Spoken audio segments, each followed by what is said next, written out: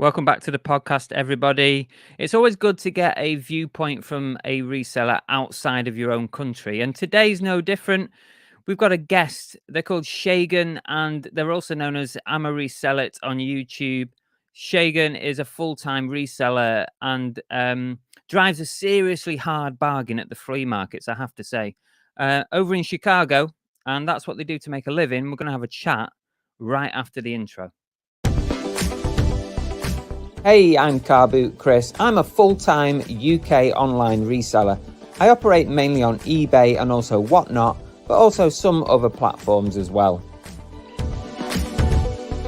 I'm going to bring you regular podcasts all about reselling, hopefully to keep you company, to entertain, or maybe to educate. Who knows? Welcome to the Everything Reselling Podcast.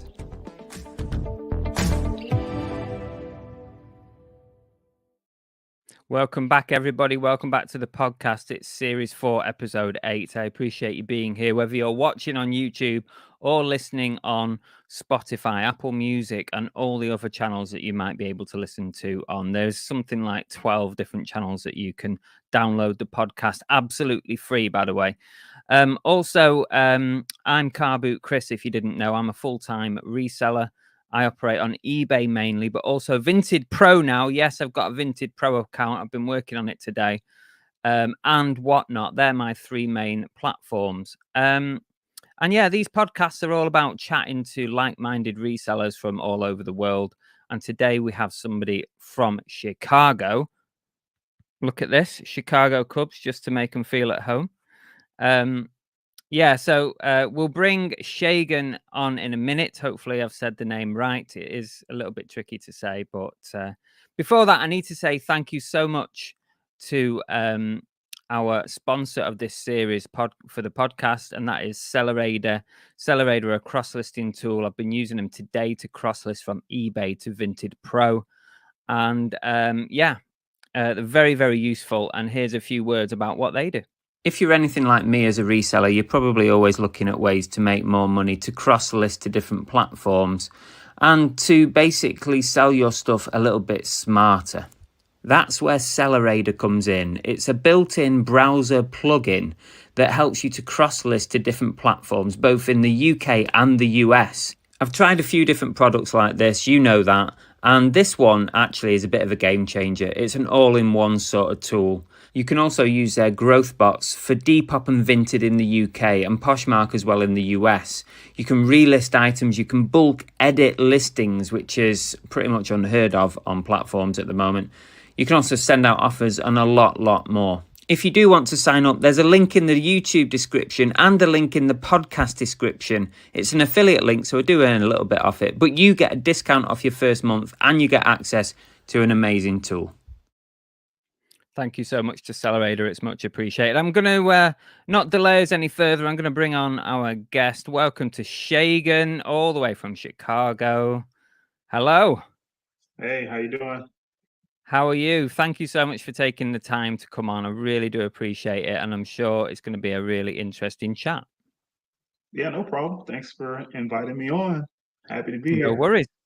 No worries. Do you want to give yourself an introduction? There might be a few people here who don't know who you are. Yeah, so my name is Segun. Username, I'm a reseller on all platforms. I'm based out of Chicago, and I'm a full-time reseller.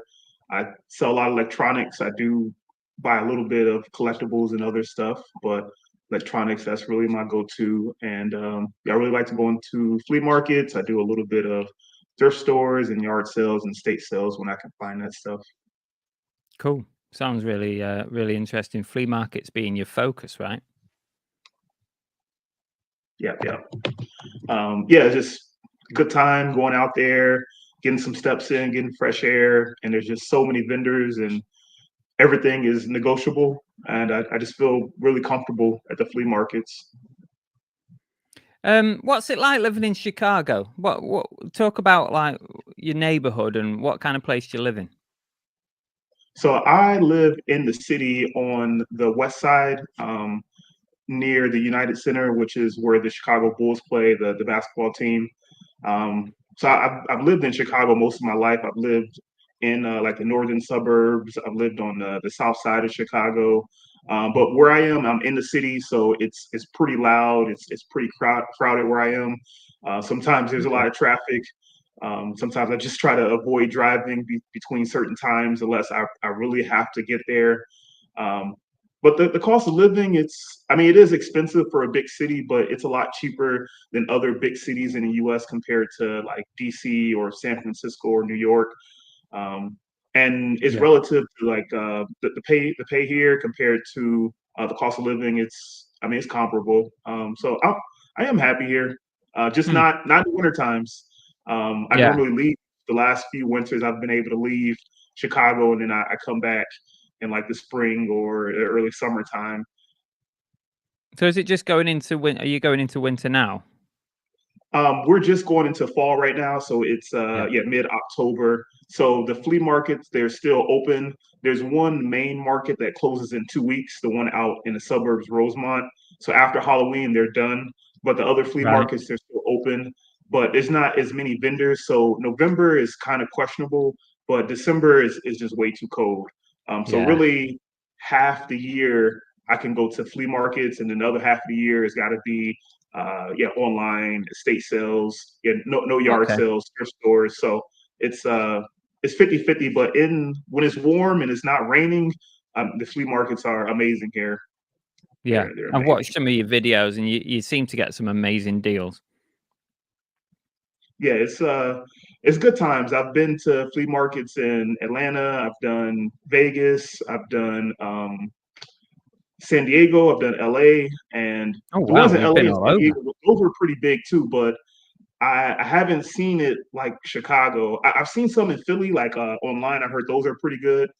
Philly and like some in New York, but I haven't been out there. But yeah, no complaints about the Yeah. flea market here. Sounds good. Sounds really good. So how long have you actually been a reseller, Shagan? Like, and how did you get into it? So it's been 4.5 years now. I've been reselling. I started full time when COVID started. Right. Before that, I was part time for about a month and a half, and yeah, I got laid off from my job, and I had just started reselling, and I'm like, oh, let me try this out, and it it was going well. Prices were inflated, and people were at home. But I Yeah. first started reselling back when I was in college. I worked at Office Depot, and I would buy stuff on clearance, clearance furniture, clearance like electronics, laptops, and stuff, and then I would flip it online. So I did Nice. that for maybe like a year and a half, and I got transferred to a different Office Depot. And the policy, the store manager told me that we weren't supposed to resell products Mm. or give those products away. It's supposed to be for personal use. So I didn't want to get fired, so I stopped Oh, reselling. Um, damn. and even at one point, the cardboard boxes, we would just throw those away at the time. We wouldn't recycle those. So I was like, oh, I can maybe just lock these up. So I would lock those up and take like 30 or 50 home, and I would resell those as moving boxes. Yeah. So I did that about once a week. So I resold that stuff. So that was about like a year and a half when I was in college, and then I stopped when I got transferred because I don't want to get fired from the Yeah. job. It's tricky, isn't it, when you're working like in a normal job and you can actually pick up stuff from there and resell it. There is a pretty fine line unless you like your manager's really like okay with it. Yeah, the first manager, he was okay. He was cool. He was happy to see this product because product moved. Because if I didn't buy it, we would have to. It was more work for the employees. We have to Yeah. process it, pack it up, and then we get shipped back to the warehouse. Just more work for us. So he Yeah. had no problem with me buying that stuff. I guess it helps your managers like meet the targets and stuff if you're buying a load of stuff up.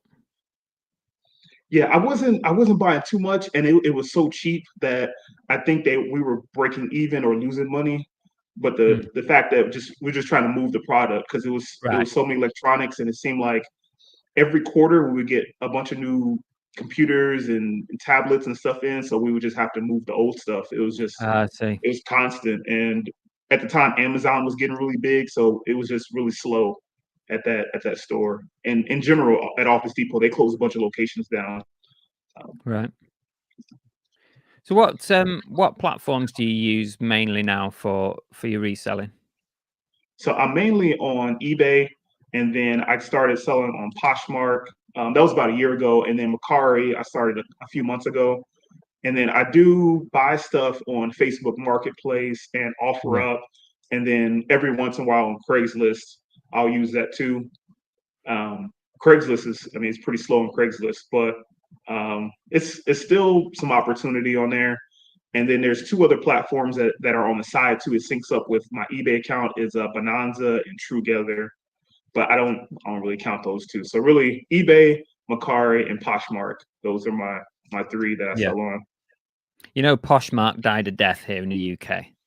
Did you hear Yeah, about that? yeah, I heard. They I heard. literally they came, and within a year they closed down. But I think the main consensus here over here in the UK was that they just didn't advertise enough. They didn't use enough budget to advertise it to take off enough. Just died. Yeah, the way Poshmark is rolling, I don't understand. Now the new fees, I guess they wanted to confuse the buyers and the sellers with the percentage plus a flat fee. I still don't understand what it's like, what the new if I'm saving money, if it's more expensive with the fees. I still don't know yet. I'm still Poshmark. I'm still learning. I don't know about sharing really and liking and sending offers. I Yeah. barely have the auto when I auto send when I auto share the software. So I'm barely. It's been a year. I'm still learning on Poshmark. Poshmark seems to rely a lot on like social media and sharing socially, doesn't it? I mean, that's what it appeared to do here in the UK, and it didn't really work right that well. And also with the followers, a lot of stuff that I sell, it's like a one-time thing. I don't have repeat buyers like clothing or shoes. So having a following on Poshmark, that doesn't really mean much to me because it's just going to be a one-time buyer. Yeah. And I think most people sell clothing and shoes or some type of collectibles, and that's not really what I sell. But stuff people still buy those random electronics, which I'm surprised when the sale comes through. I'm like, oh, someone bought this. So, okay, all Yeah. right, let me make sure I delist this on eBay and Macari so Yeah. it Yeah. doesn't resell. Fair enough. Yeah. Thank you to everybody who's watching here on YouTube. Appreciate you being here. If you've got any questions for Segun, then put it in the chat, and I will save those questions and we'll pick them up periodically during the show. There's one coming from Andy Incognito who says, in regards, you might have seen some of the press here in the UK about private sellers on eBay and business sellers and how they've been messing a lot with the fact that you can sell and list for free.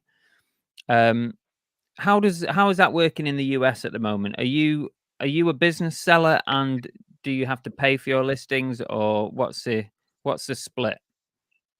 So yeah, I haven't noticed any difference with us with private and business. So I do have a business account. I can't remember which subscription I have as the store where I pay a flat fee. I'm not exactly sure which one I have, but yeah, I know there hasn't been a difference between private Nothing much and has changed. businesses. Yeah, I think nothing's changed for us. Everything seems to be Yeah, changing here at the moment with that. I know you guys We've are. got like private sellers can now list and sell for absolutely free. Other than like extras, like promoted listings, you have to pay for those still. But literally, if a private seller sells something for £30, and they don't promote it and they don't pay for any extras, they get the whole £30 when it sells. Like no percentages, no final value fees, nothing. And it kind of looks like they're going to head that way for business sellers as well.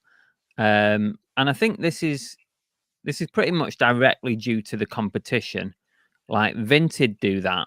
Vinted make the buyer pay a fee, and the buyer pays the postage, and Depop do the same.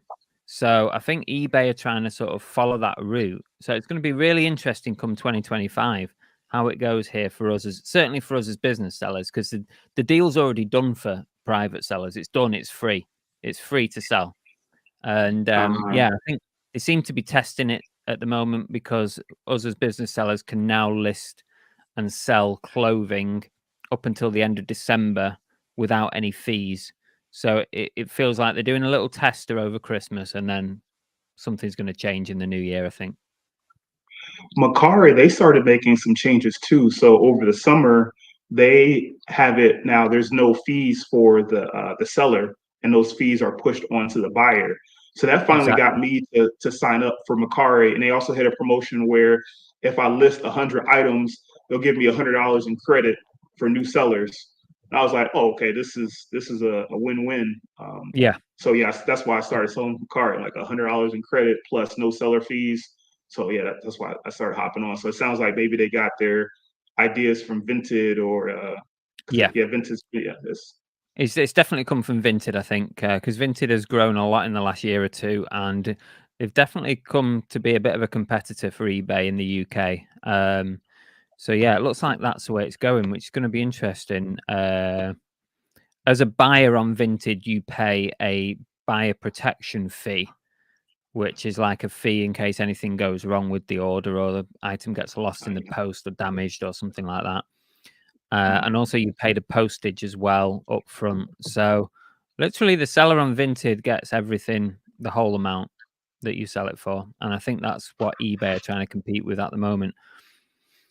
But they do operate differently everywhere. I mean, you guys in the US get a much better deal on your shop subscriptions, like what's included in that. And I know Australia operate differently, France operate differently. It's mad how all the different eBays operate like so differently. Yeah, I don't know what they do for the fees, what you guys pay for fees, and I haven't looked at mine in such a long time because I haven't changed with how much items I list and how much I sell. It's so my store right now, I think I'm at like 450 on eBay, and it's been about the same. I mean, at one point I hit like 1,000 items, but I ended up taking down a lot of that stuff and selling on auction. It was just too many items for me to manage at the time. So yeah, I think Yeah. like max like 500, 600, like at the maximum. Yeah, right now just trying to get a lot of my listings up for Q4. Yeah. Yeah, I think everyone's trying to do that at the moment. Get all your good stuff up for Q4. How does your business operate? Like, I mean, is that your house you sat in there, your home? I assume. Oh, so yeah, this is it's an apartment, Okay. and I have access to the basement. There's a basement that I do storage for my items, and then there's a garage that I park in. But there's a company that I work with, eBliss. They're a fulfillment company, so they're really the reason why I'm able to travel so much and then live in an apartment. So I've been working with them for 3.5 years now. So I send them a bunch of my inventory every month or every few months, and it's got to be smaller items. So it can't be more than like 5 or 6 pounds, and it can't be bigger than like 14 by 20. It's got fit in a 14 by 20 bag, and then they pay for the shipping, and then I pay like a storage fee, and there's like a processing fee. But so yeah, they help me with a lot of my shipping on the smaller Okay. items. That's interesting. So like a fulfillment, like sort of fulfilled by Amazon, like FBA, that kind of thing. So you can Yeah, send stuff, you can send some of your inventory to them, and they then deal with it. Like when it's they store it, and then when it sells on eBay, they ship it out. Is that basically how it works? yeah, exactly. Exactly like Amazon, FBA. They yeah, just pay a storage fee, and there's a processing fee when they receive it, and then there's another processing fee when it sells. Um, and yeah, and that's it. All the items already listed and everything. They do Yeah. have they do offer a service where they do the listing for me and the photos. So I Blimey. do a little bit of the photos because they have a free service for the end of the year for I think yeah, I only have like 2 more months. So yeah, I think 30 items right now is free. And then I haven't done anything with the listing. There's a different company. I can't remember what company they work with to offer the listing, and then they take the photos themselves if that's something what the client wants, and then Wow. they push it live, and then it just sits Wow. there. And then when it sells, they log into my account under the MMUA software, and then they yeah, create the shipping label. I still pay for the shipping label, and then they send it to the customer. That is interesting. There are a couple of companies here in the UK that do it. I've never really ventured into it, but so can I give you an example? Like if you had something that was listed for $50 and you sent it to this company and they list it for you, they photograph it for you, they ship it, they store it, how much do they take off you if you roughly? What will they take off you? So when you say sell it, did it sell within 30 days or a few months or? Say within 30 days, a quick sale. Oh, so for the photos, I think it's $3, $3 an item, and I think for the listing, I think it's $1 or $2 for that. But yeah, I don't like I said, I don't do those two except for the free 30 per items per free per month. So it's for processing, it's $6 per item, and then it's 60 cents per month for storage. So if it Okay. sells within 30 days and I don't do the extra stuff, so it'll be $6. If I do the extra stuff, then that's like $12, about Okay. $12 extra, all in. Which So I yeah, guess you've got to make sure that there's enough value and profit in your item when you send it up. You can't just send something up that's fairly low value with a small profit margin. It's not worth it, is it? yeah, exactly. My minimum is normally like $40 that I'll try to send in. The items got to Yeah. sell $40 plus shipping. And then, I mean, there's every once in a while I do send in like some $30 items if it's got like a super fast sell through rate. If it's going to sell within a month, then I might send that in because that's balanced out with other items that might sell for $100, $200. But it's if I send 100 items into them, maybe less than five of them are like $30 or under. Yeah. Yeah, 40, 50, which is that was a good price point. You came up with $50. So that's exactly what I try to go Yeah. for. And if it's under that, then I'll keep it myself and sell it myself. Or if it's really big, then I'll keep it myself also. Yeah. Yeah.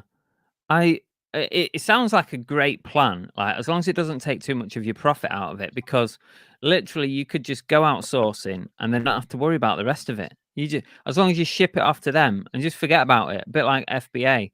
But then you've obviously got to try and get stuff with enough profit margin, but also stuff that is going to sell quick enough. It's not going to cost you too much in storage. But yeah, that's nice that you've got something like that. Yeah, it's literally changed my business model. There Yeah, has I can been some imagine. stuff. There has been some stuff that took a long time to sell, like Mm. 2 years. Ooh, So that would be so at 60 cents. Well, it was 50 cents and they went up to 60 cents.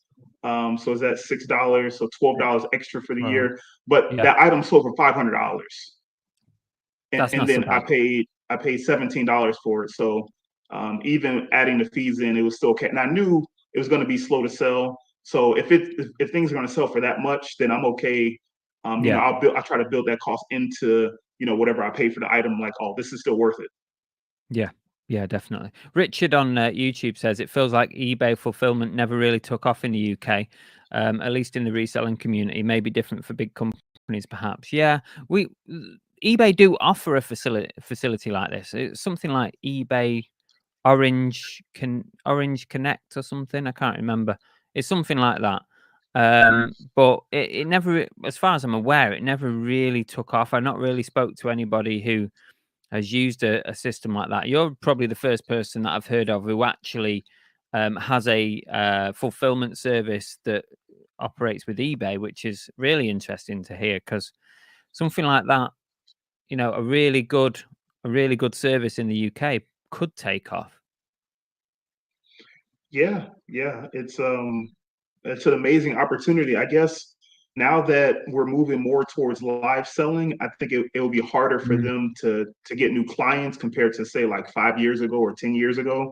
Um, I know they weren't excited about hearing about Whatnot, and because that's just yeah, less potential clients for them. And yeah, I know there was one company that tried to do something similar to this, and they didn't work out. It lasted like mm, 6 months because I don't think they're making that much money because they don't take a percentage. Because if they took a percentage of what the item sells for, I don't think I'll be doing this yeah, instead of a flat fee. So I hope they just keep it, a flat fee because it's been yeah, it's been 3.5 years. Yeah, zero complaints, and it's giving me the ability to travel and then live yeah. here, which I don't have space to store all that stuff. There's so many benefits to it, but you said there that obviously you prefer it being a flat fee. There might be circumstances where a percentage works out better for you. Yeah, if it's a cheap item. Yeah, Yeah. really cheap. But if it was like a $500 item, I'm like, oh, I that would get, suck. yeah, exactly. But I guess at least with a flat fee, you know where you stand, don't you? You straight away, you know that it's going to cost me $10 to send this up and sell it.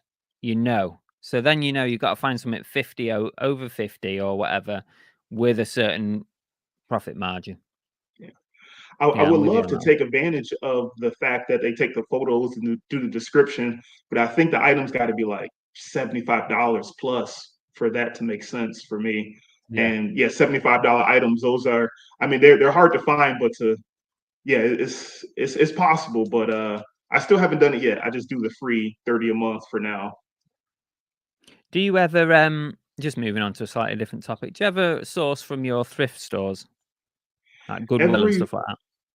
every once in a while, maybe like once or twice a month, that I go to the thrift stores. It's just in my area, really in the city, they're really expensive and they don't Mm, have the stuff that I'm really going after. To meet that $40 or $50 item that price, then I really gotta go out to the suburbs. So back when I first started reselling and the flea markets they were closed at the time, I would make a run out to the suburbs and I would be out in the suburbs for like 12, 14 hours and I would drive around to the thrift stores and I just went thrift. I would go to like 10 thrift stores, 8 thrift stores, and just go from open to close. And then it's just really hard to find the stuff that I sell now at thrift stores because I don't sell any clothes, I don't sell any shoes, and that's mainly what they have there. But I just yeah, sell these random vintage electronics that are they're hard to find. They're very, very hard to find this stuff. And yeah. I just don't see that at the thrift store. So yeah, like once or twice a month I'll do the thrift stores. And that's if I'm like driving past, I'm like, oh, okay, let me stop in there. And some of the thrift stores that I've been in the US, I see a lot of electronics, like tons of electronic stuff, VCRs and DVD players, Blu-rays, like audio systems. I see a lot of it. Yeah, that's true. That's true. So when I'm sourcing, I'll think about, do I have to ship this or is this something I can ship to eBliss? Mm, And if it's something that I have to ship myself, it needs to be pretty valuable or it needs to sell fast because I just don't have the space and the time to process it all. But yeah, you're right. I do sell a lot of VCRs, VCR combos, and I haven't sold a receiver in a long time just because when I find those, they're worth like $50, $70, including shipping, and then it takes forever to test those receivers. There's yeah, so many ports in those, so I haven't sold any receivers this year, but VCRs, DVD combos, printers. I do sell printers. If I can find those new in the box, so that makes it a lot easier. Um, yeah. yeah. Nice. Let's go to a couple of questions here on YouTube. Ophelia says, which selling platform performs the best for you? I'd be interested to know if the rules are different based on the buyer's preferred platform in the US versus UK. So the What? platforms that work the best for me is eBay, but Yeah, I put most of my effort into eBay, so that's probably why it performs the best. of But course. even it has a huge global market, and with Poshmark and Macari, I'm pretty sure I can't sell internationally. At least I haven't had any international sales on there yet. And then with Poshmark, with the fee, well, it was 20%, and now I don't know. It might be more than that. Macari, I guess I would like to put more effort into that since there's no fees right now. But Mm, even Macari is such a small piece of the pie compared to the global aspect of eBay. yeah. Yeah, eBay is still number one. Still number one. I guess I've talked about Amazon, which I know Amazon is I mean Amazon's really good here, but the stuff has got to be brand new or it's got to be complete in really good condition. Yeah, And I haven't gone through the process of getting ungated. So if I was on Amazon, that would probably be number one compared to eBay. But it really yeah, depends on the item, the condition of the item. But for now, exactly. it's still eBay. Do you sell internationally? Do you use GSP or do you use your own international? Oh, I use GSP. Yeah, so I feel like my stuff that goes to mainly Europe, yeah, France, UK, Italy every once in a while. Um, Yeah. yeah, maybe a few sales a month internationally for me. Okay. It's worth having it on, isn't it? It doesn't really cost you anything extra to have it on, so you might as well do. Or not much extra anyway. I think they have introduced an international fee now, but it's a tiny amount. Gary says, is Vinted in the US? So I don't know. They might. Yeah, I don't know. They either just got here or they're coming. We were having this conversation before we started the show, and I noticed on Sellerator this morning that when I click the cross list button, it gives me a list of where I can cross list to, and it's got quite a few different Vinted countries, and one of them is Vinted US. So I can only assume that either they're very small at the moment in the US, or they're going to come at some point in the near future because it is on the list. Also, Limelight Vinty says,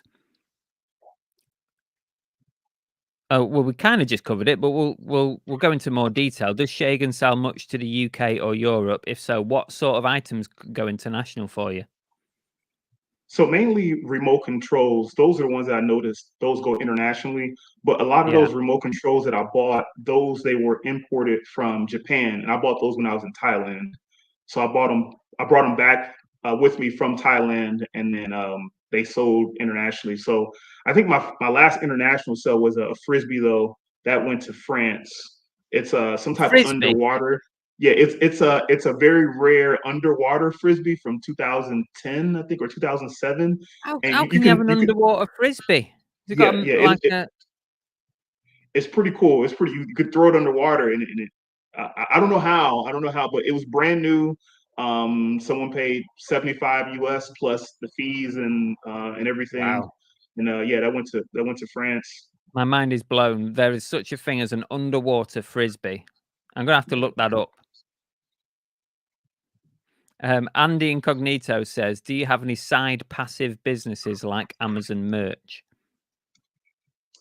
No, I just I mean, I have affiliate links, but I don't really think I haven't checked in a while. I don't know if I'm really making any money on those. I haven't checked in months. I mean, I guess those are passive, but I do need Yeah, to set up that Amazon merch now that because holidays are coming up.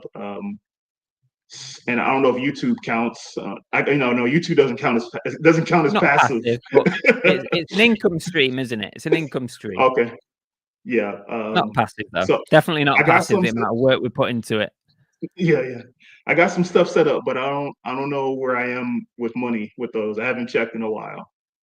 Yeah, With fair with enough. music, with List Perfectly. Yeah, that's about it. Yeah. Oh, good question. I like this one from George's Treasure Shed. Sagan, have you ever been dumpster diving in the US? No, I have not. I have not. Besides just getting empty boxes, that's all I've done. Because where I am too, it is legal. The state that I am is legal to go through the trash, so you It's can. legal Yeah, or illegal? it's legal. Legal, right? In my state. Yeah. Some states you can't do that. Get out there But then. Get some free stuff. yeah. That actually that would be interesting video too to go dumpster Oh diving yeah, and definitely. At least do it for a video, if nothing else. yeah. That okay, I'm gonna add that to the list. Put it to the Yeah, I list. still We have want to see a dumpster diving video. Go and especially if it's legal. There's nothing stopping you go doing it. yeah, and do it before it gets too cold outside. Yeah, good question. Good question. Yeah, that's a nice one. Okay, let's move back to my little list of questions for you. So I've watched quite a few of your videos, and I have to say, like the title of the show today, you negotiate really hard with people. Like sometimes I go to our car boot sales, and someone says, "Oh, it's £5." I just pay the money and go. But you literally negotiate everything, right? Yeah. I guess it's funny to me because I'm so used to it, and then I'm seeing the comments about people saying, "Oh yeah, you like to negotiate or you like to haggle," and it's just so normal to me that I guess it might bother other people, or they might feel like they're like offending the person. And but I feel like when I'm talking to them, they like going back and forth. The sellers. I mean, sometimes they do sound a little defeated. It's kind of it might be kind of hard to see in a video, or because you can't see No, their I've face. I seen don't. it. I've definitely seen it. I've seen it in their eyes. You've literally Yeah, defeated them. and I guess I'm thinking about like, this is my livelihood, and Yeah, the $3 here, the $5 here, the $10 there, it adds up over time, yeah, even that day. And if they say no, then I'm in the same position that I was. So I'm like, I might as well just try to get it a little bit cheaper. exactly. And sometimes when I'm with friends, not so much in the U.S., but like outside the U.S., where more stuff is negotiable, like a taxi, for example. I'll tell them like, yeah, let's negotiate. And if they feel like it's offensive, like when I was in Mexico, when I was in Thailand, I'm like, it's just normal. Like we don't lose Yeah, anything. They just say no, and then we're back to where we are. But I mean, I like it a lot. I like it a lot. It saves a little bit of money. And then yeah, it wasn't until I started getting the comments that I was like, oh yeah, I guess this is good for content too.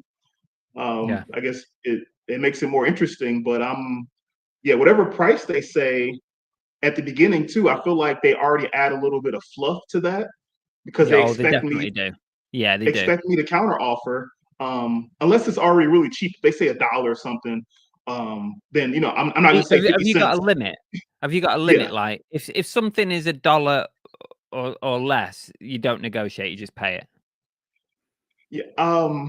So I guess yeah, for the most part, but sometimes if it's $1 and I want it for a little bit less, I'll say, oh, can you throw in this item for $1, or can you do two for $1 every once in a while? Yeah, But it's bundle deals. Yeah, yeah, it's still $1, but I'm getting a little bit more. Yeah, and I guess I don't think about it until I'm going back at the footage. I'm like, oh wow, I'm really like haggling this guy, and I don't think about it in the moment. I'm just like yeah. just trying to get a good deal when Do I'm you ever out get there. any sellers who like watch your videos or who know who you are? If you go to the same flea market like week on week, do people start recognizing you and maybe put the prices up before you start? Not so much now. I've only had one incident where the guy he saw me looking something up. That was this year. He saw me looking something up, and I heard him say $15 to the other guy. And then when I picked it Okay. up, he's like $45. Wow. And I'm like, didn't you just tell the other guy 15? And he's like, oh no, I told the other guy it was about a different item. And I had it on Mm, camera, mm. but and I went back and I played it later on, and I couldn't really tell if he was talking about somebody else or he was talking about that item, but I'm pretty sure he was talking about the same item. Um, so besides Yeah. that, and then I had this other guy who this was about, he didn't want to be recorded at the time, but I had my camera on me, my GoPro on me. It wasn't recording, and he asked me if I was recording. I told him no at the time, Yeah. and I ran into him later, and he's like, "Oh, you're recording." I'm like, "Oh yeah, yeah, I am recording." He's like, "Oh, I don't want to be recorded." But this is just a buyer. He doesn't even have like a vend Oh, like right. anything set Just up another there. customer.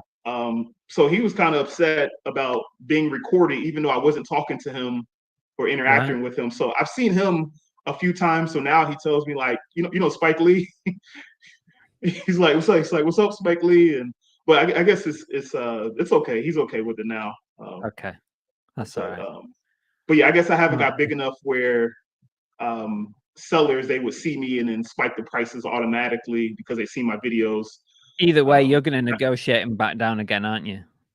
yeah, and a lot of these guys they have so much stuff that they're trying to get rid of. They have fresh product every week, so House they clearance really stuff, isn't just it, mostly? what was that?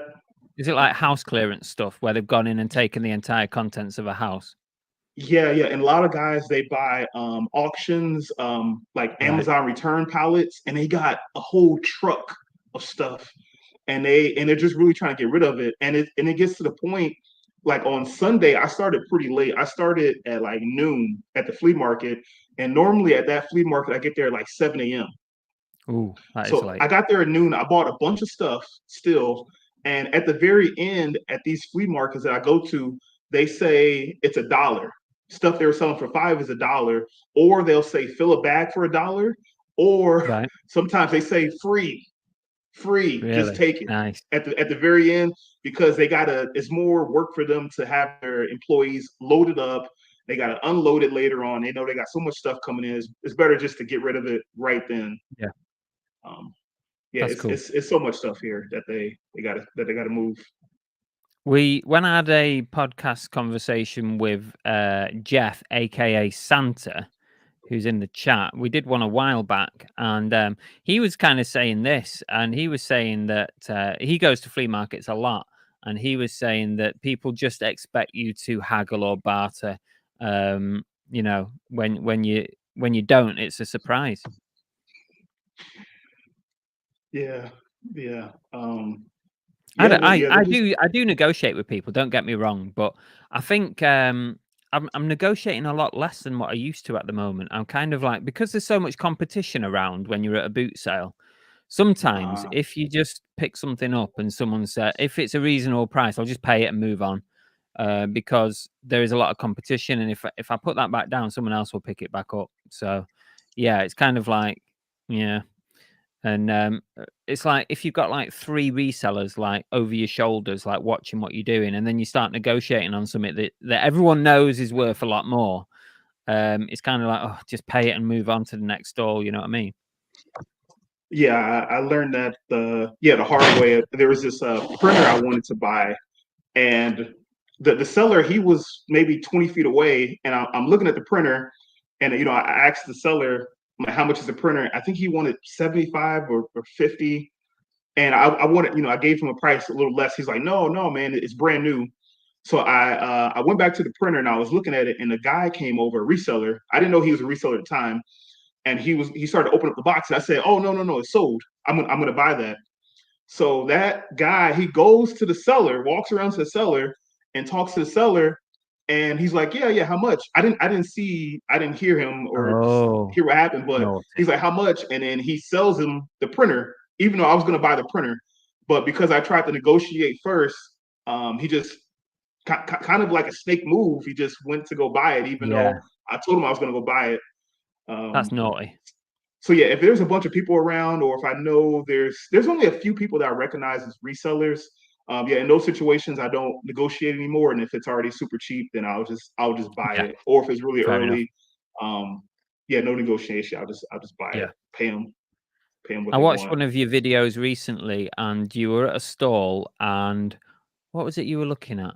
You saw I think 2 boxes full of like Casio calculators, like scientific calculators or something like that. And I think he wanted like $1 each, and you said how much for all of them, and he said like $40 for 2 boxes full of these. Were they Oh, calculators? yeah. The sharp memo pads, Sharp. organizers. Sharp Yeah, calculators, organizers, all the yeah, little LCD things that you get, like the dictionaries and stuff like that. And there yeah. must have been, I don't know how many were there, but if I was to guess, probably like 70 or 80 in there. So, and he offered you them for $40, and I'm thinking, pay the man and go. But how much did you get them for in the end? uh, so it was 35. Oh, 35. a little bit, Yeah, yeah. he said 50.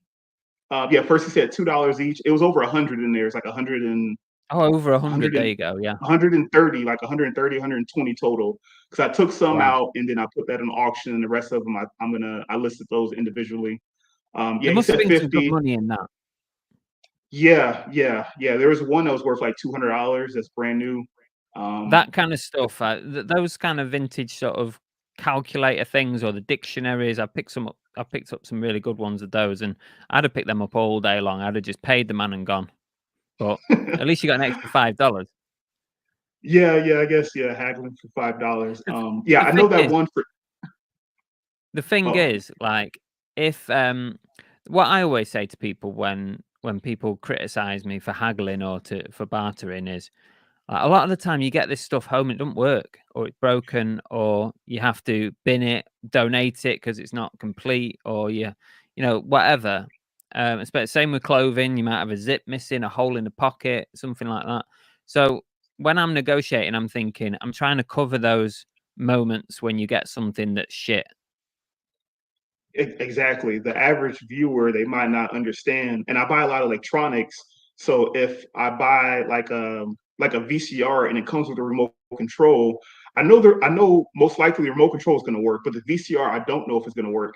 So if I can get it cheap enough where I'll break even if I can sell the remote control and then junk the VCR if it doesn't work, but if it works, then I'm making money. So like worst case scenario, then I'm losing a little bit of time, but I'll break even with my money.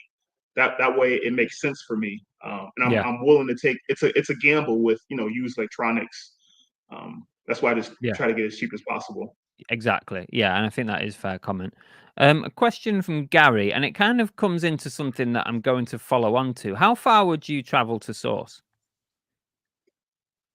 So I guess it depends on how they define travel. Because I mean I've gone to Thailand and I've sourced out there, so like 8,000 miles. That's the furthest. But and I've done road trips from Chicago where not this year, but last year I went to a couple of meetups down in like North Carolina, and I went to Atlanta, Ooh. and yeah, I ended up sourcing down there too, in Atlanta, in North Carolina, and on the way back. And then I did a trip one time when I was driving to Vegas. I have a lot of family out in Vegas, so I sourced on the way out there. So normally when Yeah, I'm doing some type of trip, I'll source on the way, yeah, on the way there or on the way back if I'm driving. yeah, Or if I'm just on vacation. I tried to source when I was in London. I didn't find anything. It was nothing. I ran out of time, and I didn't find anything good. So I bought nothing when I was out there. Santa lives in North Carolina, by the way. So next time you're down there, you should hook up with Jeff. He'll tell you some good sourcing spots and flea markets. Um, okay, let's talk about that then. Thailand. How the heck do you end up at a flea market in Thailand? How does that happen? So I had never been to Asia before, and a couple of my friends were like, "Let's go." This was 2 years ago, and I went for vacation. I just had an amazing time there, just with the cost of living and the people and the weather and the food. And when I was there, they have a lot of like night markets. That's a pretty big Yeah, thing, but they have a lot of food. It's mainly food at these places, but there were some vendors that sell clothes and they sell everyday things. And I just saw that they had electronics too. So I didn't notice this until the second trip. I went back and I just tried to Google electronics, or I think I Googled flea market, and I ended up just taking a Uber there. Well, they don't have Uber, but it's called not Lyft. I'm trying to remember Line. That's the app they use, the transportation. So I just went there and they just had a bunch of it was just a regular flea market. It just had a bunch of random collectibles and toys and electronics and clothes. Most of it was clothes. I just walked around and I saw like old tape players, old CD players, radios and stuff. So I ended up just buying some stuff, even though I don't speak Thai, so I'm trying to get the price of something. So I just use Google Translate, and we just use yeah, our calculator to figure it out. And I yeah. ended up just buying some stuff. And then I went to a Japanese secondhand store, 100% electronics. My Mm. heaven over there. And a lot of that stuff was imported from Japan, like Well, high probably quality be some stuff. unusual stuff then. Yeah, yeah. I only went there twice. I wish I would have went there more, but because I went there the second time I went there, it was on restock day, and there was a big line outside. And then when they opened, it was kind of like the bins here. I haven't been to the bins. Oh, I've okay. only seen videos, but I think it's pretty organized, the bins here. But over there, when the door when it was opening time, everybody just ran inside. Right. Everybody ran inside, and everybody's just like digging through stuff. And there's so much stuff because they restock every 2 weeks at that location. Okay. And and it's just so hot too. It's a big warehouse. This was this April or May, so it's the hottest time of the year. So I'm like sweating, like digging through, and I'm trying to like put stuff to the side because I don't have time to look it up because there's just so many people. Yeah. Yeah. And it's just so many electronics that I don't know of because some of them are imported from Japan, and I don't recognize some of these brands, which I'm used to, like ones that are made in the U.S. or Yeah. Mexico. So just grabbing a bunch of the stuff and putting it in the cart and then looking it up later. But that was a pretty fun experience. Yeah, I would love to go back and check that place out. Just massive, massive warehouse. A lot of music equipment. A lot of stuff. A lot of How are stuff you in there. bringing that stuff home with you? Are you putting it in your suitcase or? So I only bought small things, and I Yeah. ended up bringing back 4 suitcases with me. Well, 3 suitcases in a book bag, and all really small electronics, like the size of a phone. Tape Yeah. players, remote controls, stereo accessories, some toys, but all small stuff. Yeah. And the 2 things that I bought when I was over there, one of them I ended up selling. It was a vintage Nintendo GameCube storage Ooh. case. So that sold for I think $150, Oh, nice. $140, and I paid $6 for that. And then the other thing Okay. I bought, which I shouldn't have bought, but it was cheap. I think it was $3 or $5. It was a beer tapper, a big beer tapper thing with to dispense the beer, and it Okay. was brand new. So I ended up just that didn't sell, so I just donated that before I left. Fair enough. But yeah, it was good times sourcing over there. Sounds Good great. times. Sounds really interesting as well. Unusual stuff that you might not get sort of back home, especially like the imported Japanese stuff. Yeah, yeah. A lot of those toys I didn't really recognize because they're different cartoons that I grew up watching. So there, and there's a lot of like replicas out there compared to like here. There's a ton of replicas. So I'm looking it up and I can just tell like the quality of it. I'm like, oh, this is fake. So I Yeah. can't buy this, or fake Legos. I So can I'm like, imagine that's another thing with Thailand, isn't it? There's, the chance you're gonna get a lot of fake stuff, especially if you're looking at clothing. You got to be careful, aren't you? oh yeah, yeah. If I sold clothes, yeah, yeah, that would be tough. Probably That would wouldn't. be I real probably tough. wouldn't even. I probably wouldn't even bother looking at clothing. You're not gonna know Yeah, what's what, are you? It's gonna be so yeah. I much of guess it. the nice, yeah, yeah. I guess the nice thing is with electronics, they don't really make too many replicas. Yeah, They do make exactly. some remote controls, but I guess I can just tell, right away. I can see the quality. Yeah. Since I bought so much of that stuff. The Um, mad thing is that you went to Thailand and you found lots of like Japanese imported electronics. So you bring that home to the US, and then what'll happen is somebody from Japan will buy it, and it'll go all the way back to where it started. Because that's what I find when I come to the US and I thrift stuff, and I bring it back to the UK, and I find that most of it ends up going back to the US because somebody else has bought it over there. That's the crazy thing about reselling. yeah, yeah. I haven't had anything go back to Japan. I guess recently, from what I read, they don't really like secondhand used items. Really? They don't like that stuff. So that's why a lot of it goes to like Thailand and like Cambodia and like Philippines. They just get rid of that stuff and they just buy stuff brand new for the most Wow. part.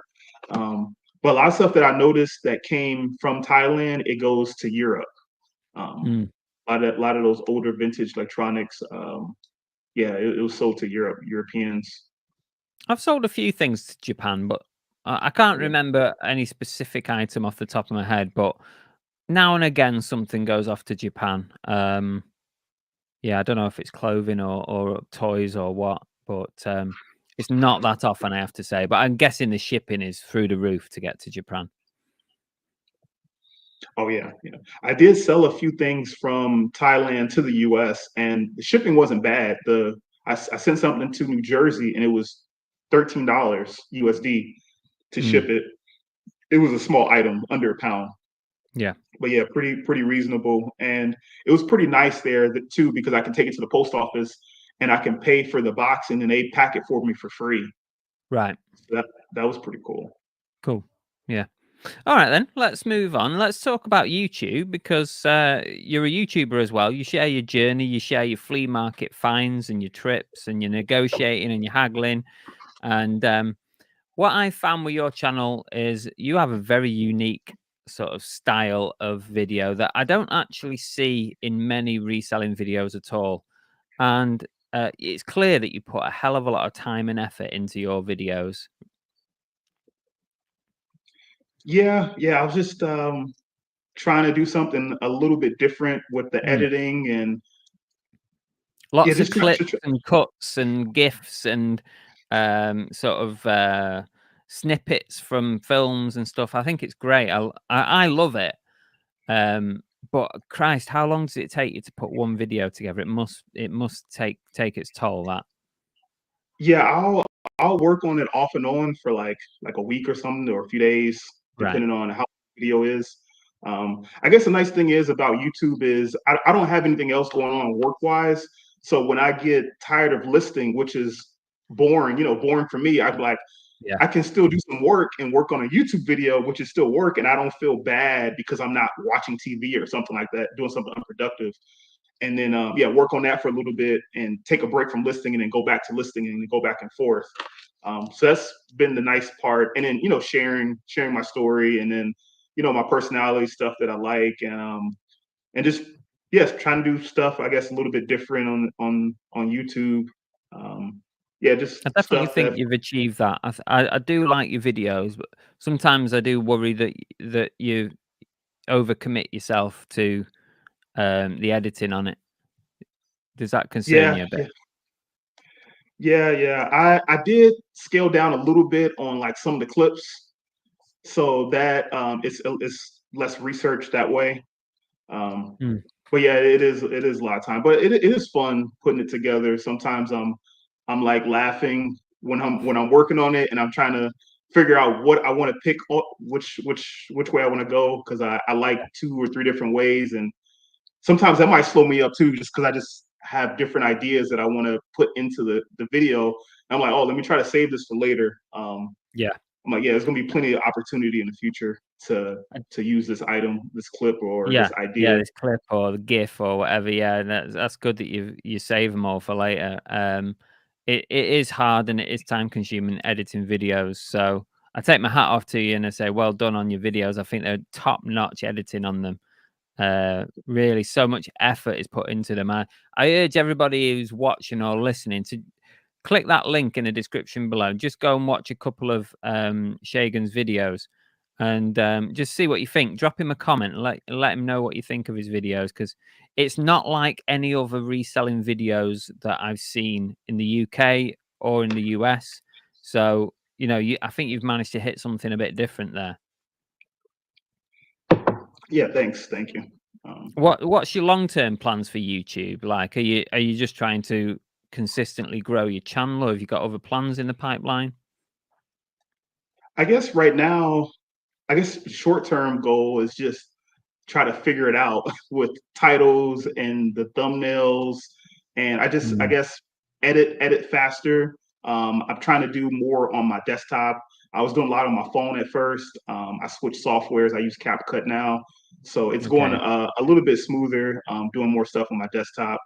But once I figure it out, I would love to start a second channel with something one of my other hobbies, like traveling or real estate or poker. I've been interested in poker recently, or Okay. gaming. So I don't know which area I would pick because we're supposed to niche down to one subject. But eventually, yeah, have another second channel and yeah, a lot less editing because that'll be Yeah, impossible to try to do editing on two different channels unless I get to the point where I can hire an editor or something. That would that's be it. that would Yeah. be pretty cool to outsource some of the work. But the Uh, problem is, I reckon you'd be quite you're quite set in how your videos are quite personally put together. So I'm not sure you could hire somebody to put your videos together, literally, and you'd be happy with it. yeah, not on this channel, but on like the second Maybe channel, on it would on be it another would one. be it would be way more basic. Like if it was a tech review too, I'll also think about. I'm really into like electronics and tech reviews, so that would be like very basic editing. Yeah. It would be just about the product and just yeah, very very simple. So that's something I can outsource or the gaming channel. that would be something I could outsource to, if it gets to that point. So Yeah. yeah, try another channel eventually. Figure out, learn YouTube, figure it out. It's a Crack beast trying YouTube and then open another channel. to. Yeah, yeah, Easier yeah. said than done, isn't it? Yeah, yeah, it's been yeah, almost 2 years. I just had my birthday on Oh, YouTube a happy couple birthday. weeks ago. Yeah, it's man, it's hard. It is hard. It is hard. It's such a grind, isn't it? It's so hard to get any traction. And what you want is 1 or 2 videos just to grab people's imagination and click on it and watch it, and then that really helps your channel. But it's so hard to get it. It really is hard. What Yeah. YouTubers do you watch over there? Do you watch any resellers? I still watch Harry's Tornado every once in a while. You know, of course I watch you. I watch you when I can. I really like the lives with the duck Mm. racing. That's Oh what yeah. brought me in with the Okay. yeah, I'm like, oh, this is pretty cool, the membership, and yeah, that's why I ended up becoming a member to your We need to channel. see you Um, in the Discord, by the way. We don't see you much in the Discord. Get in there and yeah. that's I forgot about the Discord. Yeah, I got to get in there. The art of resell. I follow him. He's out in Vegas. Um, yeah, yeah, those are pretty much the ones I follow. I'm just Key. I watch him too. He's in Boston, I think. Just Key. Yeah, it's Right. hard to make content and do eBay and then still support other channels. Is Yeah. so much time, It so is, much and, time. I tend to, like, right, I'm working here, like, I work here where I'm doing this podcast from, and I have a big screen up here in front of me, so I tend to just have all my subscribed channels, like, rolling, like, just randomly playing, and whatever recent content's come out will come up, and, yeah, I tend to watch like that, so when I'm working in here, listing over there in the corner, and yeah, that's how I tend to operate, and that's what I do in my day when I'm listing. It kind of keeps me going. So when somebody suddenly appears at their live during the day, that's cool because I can like just have that on in the background while I'm working. You know? Yeah, that's something I haven't done in a while. Going live. I was going live at the flea markets on Sundays, and then it Yeah, I got saw cold, some of and, those. then I stopped. Yeah, And I haven't started again. I've done a few in Vegas and in Thailand, but it hasn't been that. I haven't done any in Chicago since I've been back, but I might try to do some before I leave. you could. Leave Chicago. You have you thought about just doing some lives, just sat like this and chatting about reselling and showing what you've picked up and stuff? I haven't. I've done one where I just did like a haul video, and that was like 2 years ago or right a year and a half ago, and I haven't done anything like this. Just sitting down and just talking with the chat, which Yeah. it probably would be a good idea, to connect better with the Well, you've got a bigger community and make. audience now, haven't you? You've got a few more people watching and subscribing, so, you know, that might be something you could try. Just do a every now and again, do a live where you just because I enjoy stuff like that. I think a lot of people in the UK enjoy those sort of sit down, sort of chat about reselling, interact with the people who subscribe to your channel. I think it's really important. And, yeah, maybe try something like that. I'll tune in. Okay, yeah, You got one viewer at once least. even like once a month, that would be reasonable. That wouldn't take too much time, like an hour, hour and a No, half. just do an hour. Yeah, just do an hour's live and just talk about what's been going on in Chicago. You know, what flea markets you've been to, what you found, and stuff that you haven't already shown on a video or whatever. Just take some questions from people. That'd be cool. That's a good idea. And Andy Incognito says, "Have you got any plans to come back to the UK?" Not anytime soon, but I would love to go to a car boot sale out there one day. My plan for earlier this year, I wanted to go to the I can't remember the title of it, the event that you guys had in, I think it was March or April. It was a reseller event. I was trying to make it out there. I can't remember which one it was. So maybe next spring, maybe I could try to make it out there. Yeah, I would love to go out there and meet some other resellers and Well, check if out you the want to do UK boot again. sales, then you need to come like once the weather starts breaking. So probably the best time is going to be sort of May onwards. May. And that way you can, you know, try and find some boot sales to go to because the weather will be better. Like boots, most boot sales start sort of March, April, but you are hit and miss with the weather. But from May onwards, you probably get some half decent weather, and then sort of September, October, they start tailing off. Then at that point, Okay. right, we've come to the end. So I've got 3 questions for you. Are you ready for these? Nope. Right, number Okay. 1, have you got any reselling words of wisdom or a tip or a quote or a mantra that you'd like to share? I'll probably say take more chances. As we do this reselling game, things evolve and we have to evolve with that stuff. So if it's selling on a different platform or learning a new category, I'll say go ahead and do that. I'm still trying to learn new things Yeah. every single day with reselling to try to become a better reseller, because stuff that worked 6 months ago or a year ago just might not work right now with stuff that's trending, or the season. So yeah, just take more chances. It's a good one. It's a good one because I do see a lot of resellers who sort of don't move with the times and don't want to change and don't want to like try a different platform and I always just say, it's worth giving things a try, and you've got to be flexible. Like when eBay changed their policies on something, and instead of moaning too much about it, then just try and work with it. And yeah, sometimes I might put a video out where I moan about something, but it's all about the content as much as anything. But it's a good point. It's a good point. Try things and put yourself out of your comfort zone, right? Yeah. Second question for you is: have you got your best or an unusual sale that you can share? My best sale was probably some Pokemon cards that I picked up.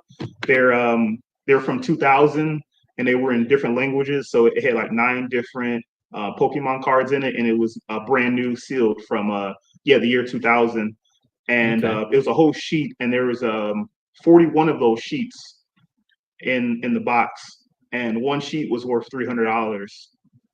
And I paid $1 each per sheet, so it was like $14,000 in total value, with those Wow. Pokemon cards, and it took like 10 months to sell them all. So that's definitely the best pickup. And I remember that morning, it was Saturday morning. I don't go to the flea markets that often on Saturdays. I normally go Thursdays, every Thursday and Sundays, unless the weather is bad. But Saturdays, I guess it just depends on me. But I didn't want to Mm, go, so I just went, and yeah, I found that stuff. The guy had the that's original amazing. box with the original shipping box, so that was definitely my best pickup. That is amazing. What a pickup that is. That is awesome. Right, last question for you. Have you got a goal for yourself over the next year?